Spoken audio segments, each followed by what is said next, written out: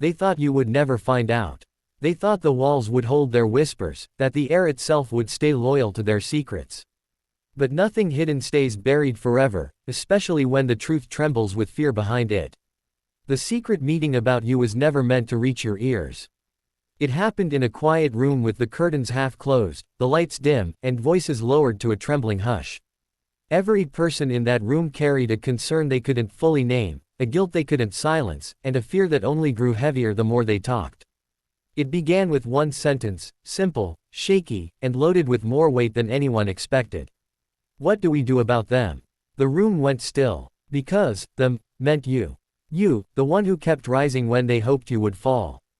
You, the one who kept growing when they quietly wished you would stay small.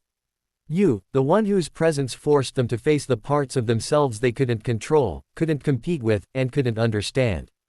They weren't afraid of what you had done. They were afraid of what you were becoming.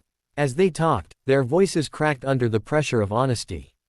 One person admitted that watching you change made them uncomfortable. Another confessed that your strength reminded them of their own weaknesses. Someone else admitted they felt overshadowed by you, even though you never tried to outshine anyone. And then it happened, tears. Not because they hated you, but because they feared losing the version of you that made them feel safe, predictable, and superior. They feared the truth that was now impossible to deny. You outgrew the cage they built around you. The truth they fear is not that you are dangerous, or reckless, or wrong. The truth they fear is that you are waking up. You are seeing through their intentions.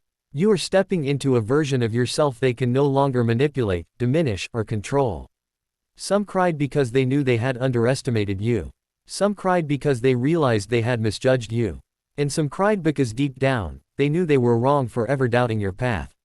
The meeting ended not with a plan, not with a decision, but with a silence so heavy it pressed against the walls.